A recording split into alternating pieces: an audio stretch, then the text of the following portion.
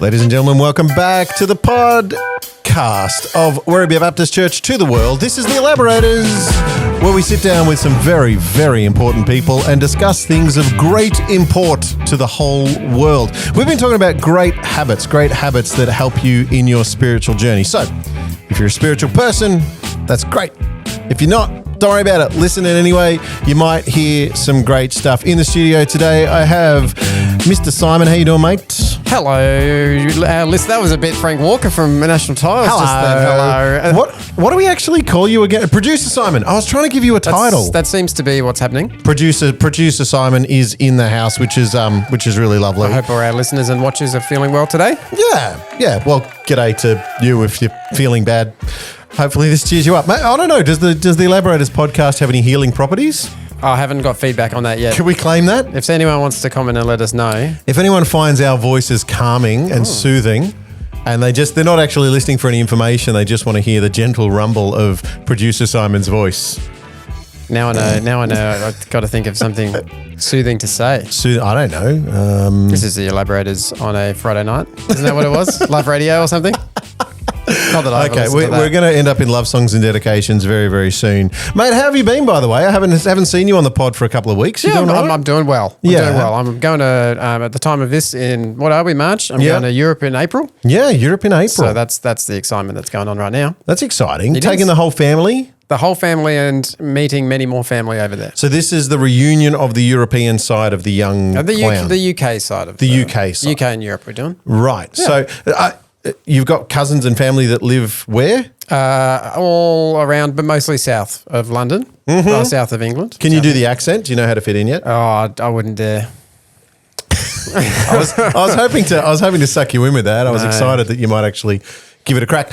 Over the last few weeks at WBC, we've been going through this idea of habits, good things to get yourself going and I guess healthy in so many ways. And we've talked about reading the Bible.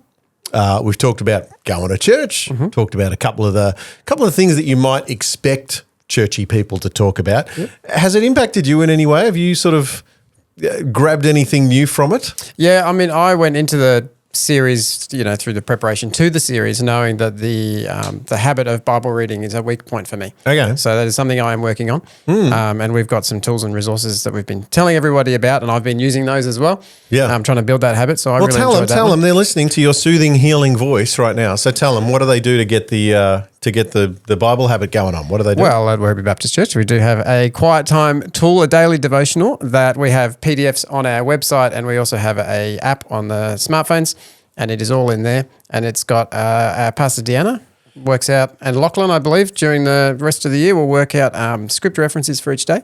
Yeah. People read it, process it, pray about it, and it's a good time to get. So again, the idea is that it's curated scripture. It's just a small portion, but it's in context. It gives you some context day to day. Topical, either a month or for this series about the weekly topics. So it's a little bit easier if you're a bit scared of getting into an ancient text and seeing if you can get anything out of it. But there's some great stuff. And of course, we'd encourage you go and check out the messages on the WBC YouTubes and all the rest of it. But today, Producer Simon, yes, I'm actually pretty excited about this. Okay, I'm pretty excited. I'm gonna do some more intro music. Do it, because I'm pretty excited to introduce you to a friend of mine who, when I met him, was no. Stop it. I was going to start picking on him, but I'm not. I'm just going to introduce him. Ladies and gentlemen, John Taekema is in the house with us. Say hello to the people. Everyone, great to be here. I'm excited. You look pumped. I am pumped. Couldn't have been more pumped. I'm ready to go. All right, I'm going to stop the music now because I want to know, you're in the house because I've worked with you in church world and leadership world for a good at least 15 years, I reckon now. And I met you when you were leading an organisation called the thing you were running was called the Global Leadership Summit, but it was part of Willow Australia. Was that the name of it? Willow Creek Australia was the You've name. been, in a past life, you and your wife have been Salvation Army captains in Adelaide and other areas around Australia.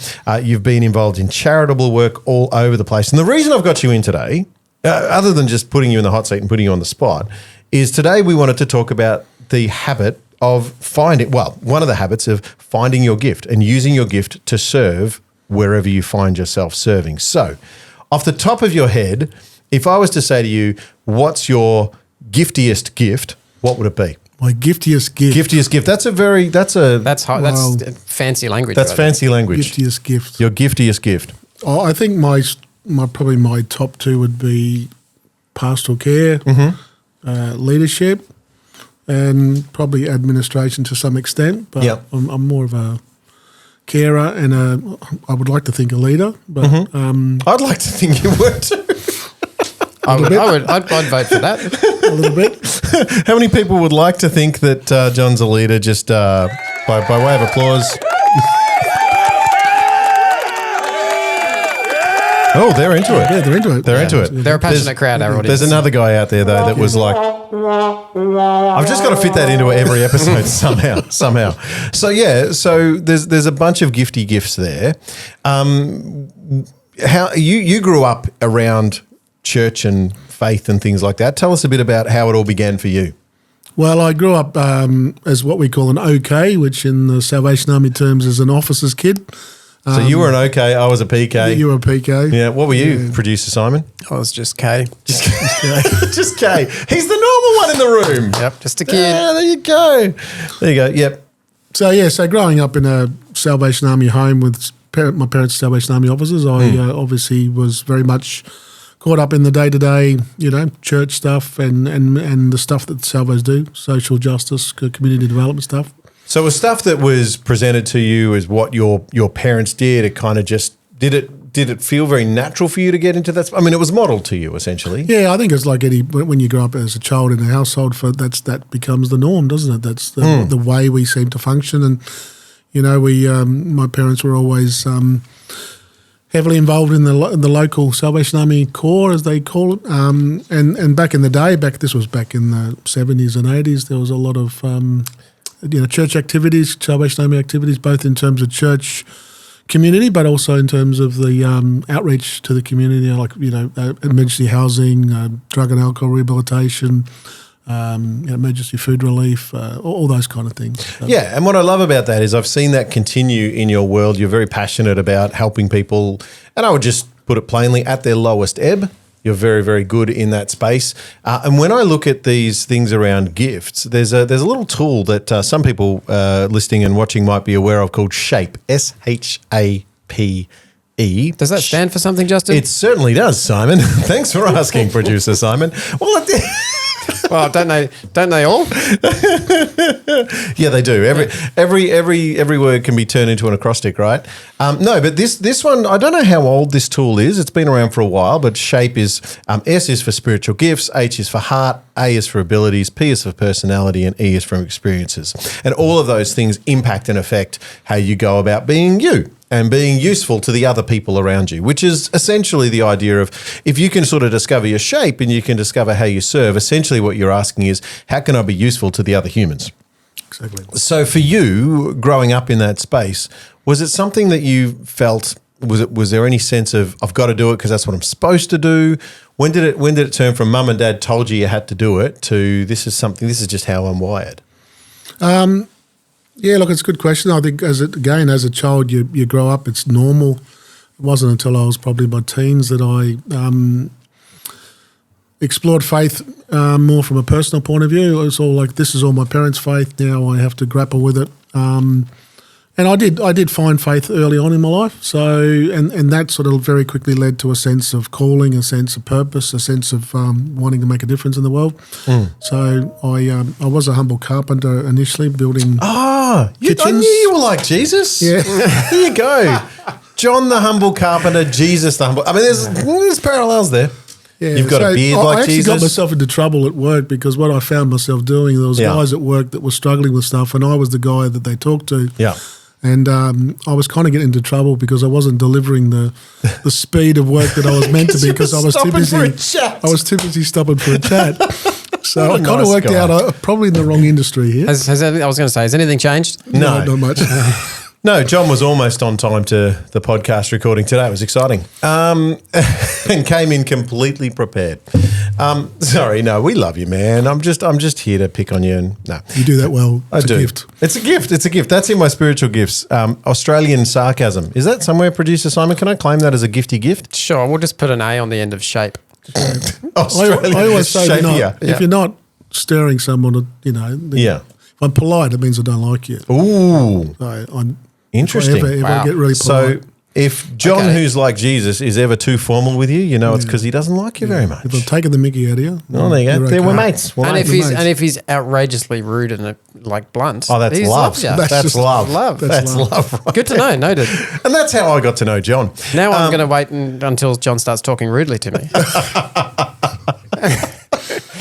So you've grown up in faith circles. You've grappled with faith as a teenager and come to a place of belief early on. Is there a correlation between having a faith and actually just your gifts being expressed in general? How has faith actually changed the way you would express your gifts? Because I feel like you're a good guy, I think, or you keep telling me you are. Try to be.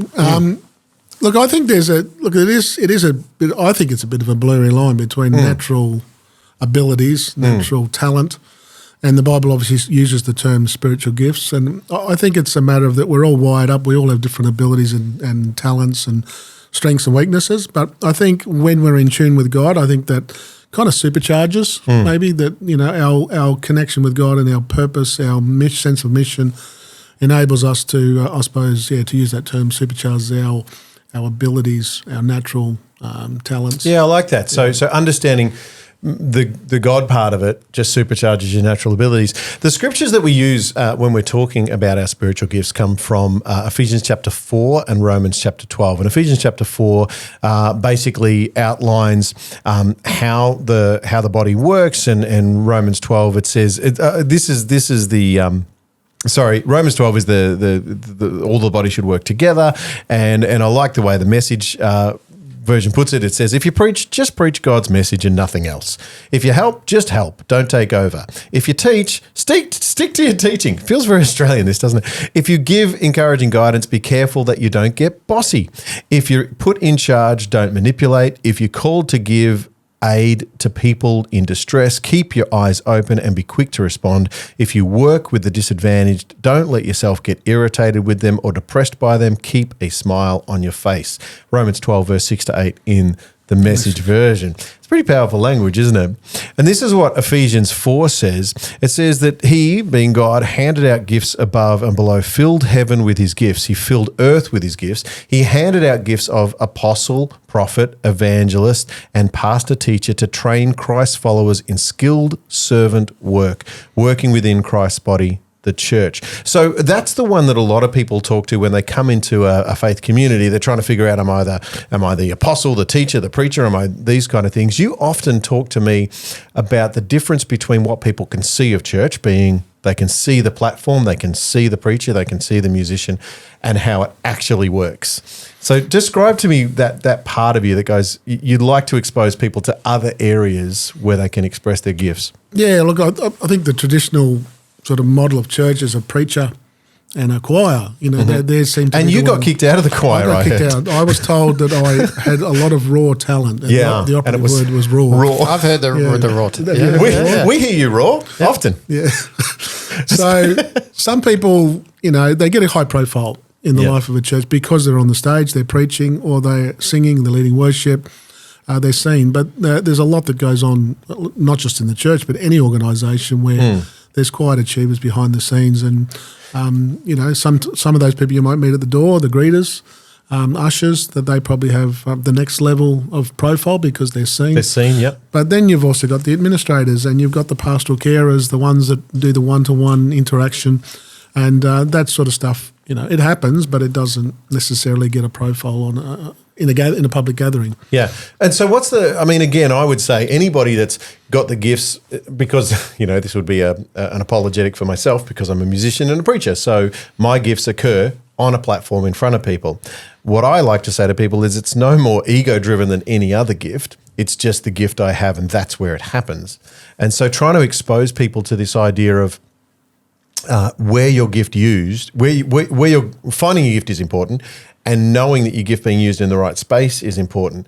You've probably seen it over the years where you've seen people desperately try and get a different type of gift. Has that ever happened for you? Yeah, look, I think actually I could argue that even within I've done the questionnaires and I've reflected on my gifts. And when I was younger, I really wanted to be a leader. Yep.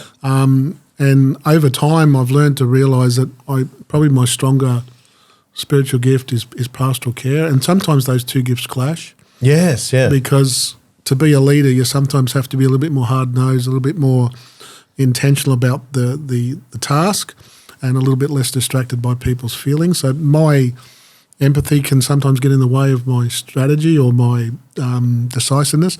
So I've learned to balance those. But yeah, there's certainly a lot of people you come across that want to have those more high-profile gifts. So they want to preach, they want to sing, because they feel that is where the affirmation is. But unfortunately, for someone like me, if you put me on stage to sing, not such a great call. It's not going to be good for anyone. Can I just come back to that idea of affirmation? So people wanting that space. Again, I've got a few theories about the way people throw around the word ego. For most of us, it's just about trying to find a place of acceptance and people seeing us and loving us the way we want to be loved. And so some of us make mistakes in putting ourselves in places where our gifts really shouldn't be.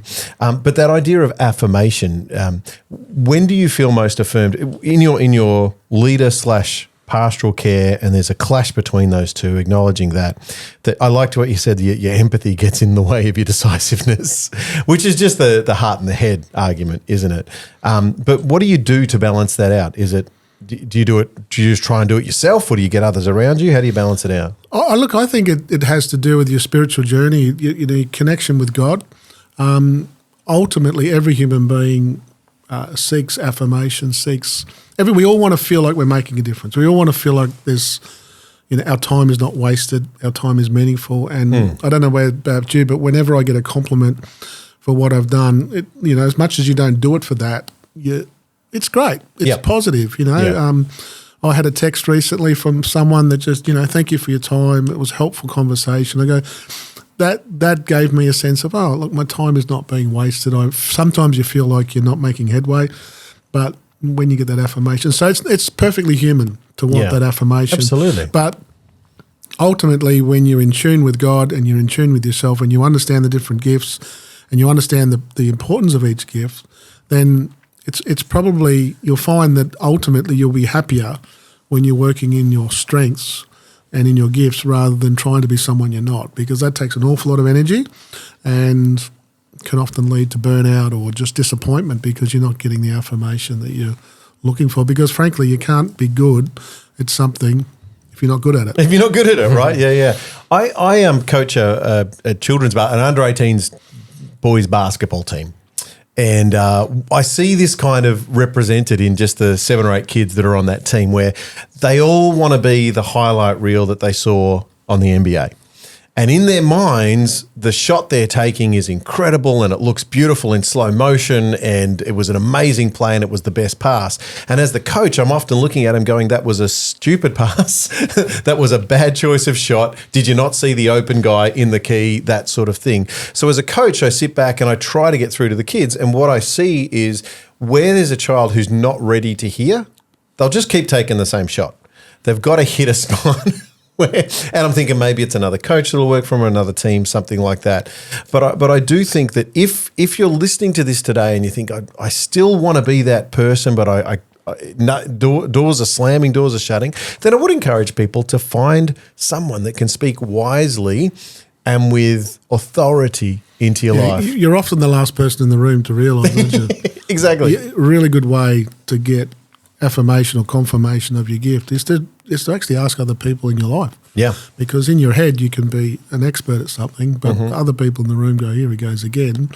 You're the last person to realise that everyone else knows that you're not particularly strong at that. But the flip side is when you're good at something and you have that gift and that ability and you're using it in a way that's productive, then in the same way that your friends and family, people who know you, they'll be able to affirm that. They say that when it comes to gifts and skills, there's 80% of what you do, everyone can do.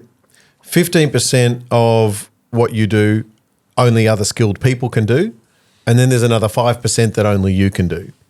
So what I like to remind people of is it's the old, was it John Cleese that said you're unique just like everybody else? The idea of uniqueness, that I'm so unique, that I've got all of this incredible stuff, and if only people understood it. And you realise there's plenty of people that can do 80% of what you do, they can do too. They can all get up and brush their teeth in the morning. There's 15%, so you might have trained in a particular skill, but I remember I played French horn, believe it or not. I played French horn in high school and got very, very good at it at one point because, I don't know, I had a teacher that encouraged me to get very, very good at it. And so I got into university on that instrument. At my high school, I was the only person that played French horn. And in amongst several high schools that got together, there was only a couple of people that practiced. So it was so you felt pretty good about it. Oh, I'm pretty good at this instrument that's pretty rare. And then I got to university and found that not only was there a ton of people that could do what I did, but there was only 1 or 2 jobs available in orchestras, around Australia. So it was one of those realizations at the age of 17, 18 of going, oh, wow, I'm not that. But life kind of feels like that, doesn't it? You're encouraged in it. But what was your gift, Sim, that you... Well, I found it interesting with what John was talking about, the either last to see it or last to recognise it sometimes, is I grew up very much in design, graphic design things. And, I could sketch in it's in my family a little bit, the artistry. But you get told... Like you also get told, hey, you're a great drawer, or hey, that's so good, whatever. And so that does kind of feed. And then, so I was all about going off to graphic design and getting things. But as from then to now, what has morphed more so is I've realized that it's actually just communication. Right. Like not the graphic design. Like I know, and I'm now much more aware that there are many, many, many more amazing graphic designers than me. Many of them, don't believe that at all. Many of them probably drawing on iPads under 18. Yeah, because of the resources. That are better. Yeah, exactly. Right. But what has managed to morph and what I've learned and progressed through and things, I think I'd like to think is the communication part of graphics and things. And that's your 5%. And so I think that's my 5%. Yeah. So when here we go, here's an alliteration. When you discover, develop and deploy your 5%, that is when you are at your best.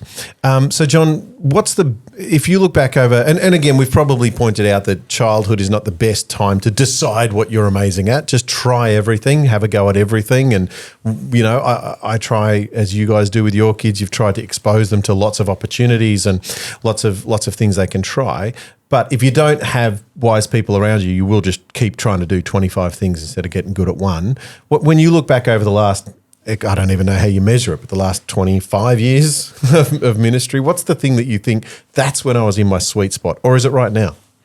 Oh, well, I think life experience and, years of ministry or service or just experience does teach you a lot. I think one of the helpful talks that I heard on this topic was a guy called Marcus Buckingham. Back in my day when I was working with the Willow Creek Association, there was a leadership event. We used to do the Leadership Summit. And Marcus Buckingham, I think he worked for Morgan Gallup. It was a research company. But he wrote a book and he's sort of spearheaded the whole Leading from Your Strengths movement. Now, it's not specifically a biblical concept, but it does tie in really nicely to the biblical information around spiritual gifts. And that is that basically you don't spend a lot of time trying to fix the things you're not so good at. Yeah. But rather you lean into the things that you are good at. And so that was always helpful for me because sometimes in life you try so desperately to become a good all-rounder and you try to be good at everything and you can expend a lot of time and energy and even emotional and even spiritual energy trying to become something you're not. So that was a really important lesson for me. Yeah. To just know what I'm probably good at. I know what God's gifted me with and get the right people around me who can support me, understand my weaknesses and get the people around me that I need to offset that sort of weakness. So I try to thrive in what I'm best at. So there's been moments through your journey where you felt you're in the zone because you've got the balance of people that balance out your weaknesses because you've made them aware of your weaknesses and you've been able to say them and then it works well for a season. But it only ever happens. It's not a continuum, is it? It's not always. It's constantly moving and it's also about other people in your life and what teams you're on. Again, what springs to mind is one of the Leadership Summit topics, the risky business of hiring stars, where some research was done through Harvard University, that if you hire a person who's like a CEO of a big company and you hire them thinking they're a super effective person, you bring them into your company, the chances of them succeeding is very low.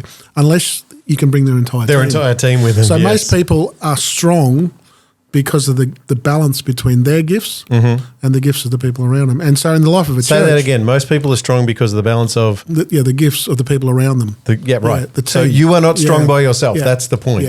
Yeah. And trying to become that person that can do all things is a recipe for disaster. But understanding your gifts and the people around you that can help you thrive and be successful, that's, I think, the way to go.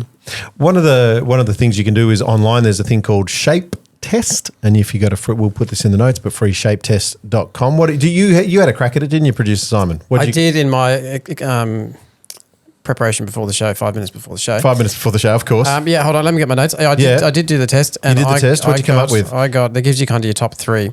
I got 90% administration. Ooh, well done you. And I wouldn't say that is Excel spreadsheet administration, but that's okay. Yeah. 65% serving and 62% teaching. So let me just go through the categories they have in the Shape test are administration. This is a spiritual gifts test, by the way. Yeah. This is a faith-based test. Administration, evangelism, exhortation and encouragement, giving, mercy showing, prophecy, pastoring, shepherding, serving and teaching. So I believe I just said 10 things there. And it gives you your top three. So if you go to freeshapetest.com, you can have a crack at this.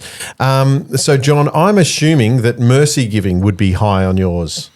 Yeah, mercy. Is that right? Yep, mercy. So I got 90% on teaching. So I just like telling people stuff, which feels about right. Yeah, you're always talking. Yeah. But that's John loving me with. Yeah. But it's interesting though, because mercy, and I always feel guilty about it, is my lowest. Right. But John's is, we would assume he hasn't done the test yet, but and that's the perfect balance of the teams around you. Yeah, so I look at the three of us. So for those of you listening and watching, the three of us work on a team at Werribee Baptist Church together, and we have become a team just in the last 2 to 3 years, I guess. I don't know, but excluding the blip. But for now anyway, we seem to be balancing each other out okay. So certainly when I get a phone call from someone who's in desperate need, I will be the person that I can say, I've got some thoughts, I've got some prayer, maybe I've got some emergency stuff, but I'll say, who you need is John Taekema. When someone says to me, I've got a systems process thing going on between maybe the physical spaces or the data or whatever, how do I find something on the website or whatever? I'll go, you need a communicator who's clear. That's producer Simon. So there's what I love about that is where as a leader, I, like most leaders, have that penchant to try and fix everything because I'd like to be able to fix everything. I'd like to be able to help. And often you try and you get yourself caught up in yourself and you get anxious because not only have you started a process that you can't finish, now you're looking at a person who's relying on you because you said you could do it. And now you've got that sort of guilty thing going on. What I love about having a great team around is I've got people that I can go, you don't need me. Even though I want to be needed at times, every leader does. I want to be the guy who can fix the things and make it all better. I'm not your person for today. You need these other people. And again, probably, time and maturity is what allows you to think more about that. So often people come to you, John, for your network of people. You've got a big network of people, and so do I, and I know Simon does too. And that's just time. So if you want to have a look at that, that's the free Shape test. The other one that I'd point people to as well is Marcus Buckingham that we were just talking about. You can take a thing called the Standout Assessment, which I found to be a really handy tool as well. But in coming weeks at WBC, we're going to keep elaborating on what it is to find out what your gifts are and deploy your gifts as well. And we're going to do that at church on a Sunday. So if you can physically be here, come to church on a Sunday and you can hear a few of these things. You can also, of course, catch up on any of the podcasts and the sermons and what else we got? Well, werribeebaptist.org.au is a website. We'll have the messages. This is you using your gift because I don't know where to go now. We're on YouTube and you'll find stuff on Spotify and Facebook and Instagram. We'll try and be wherever the people are. John, what would be your encouragement to people in deploying their gifts in church life? I just want to ask this question because I think it's important because churches have been known, I'm sure you haven't been involved in any, have been known to use people a little too much and not be aware of where their end point is. So I think it's that a lot of organisations, if you ask someone to do something and they do it well, then the easiest solution next time is to go back to that person, ask them again. What we do find in church life is when that person leaves, if they're sick or they move away or something happens, it creates a void. And often it's in that void that other people step up. And that's often a really good catalyst for people to get involved. What tends to happen is people sit back and watch other people do it, and it's not always clear how to step in. And I think we all, as organisations, need to work harder at encouraging people to engage their gifts in different ways. Because, for example, if your gift is administration or even, compassion or mercy, it's not self-evident always as to where you can where to do it, where to do that. And so people come to church, they sit, they listen to people like you sing and preach, and they get ushered into the building, and they experience the service. It's a great moment. But then if they want to actually, figure out how to apply what God has gifted them with, it's not always as clear cut as it should be. So I think we need to work harder at creating pathways for people.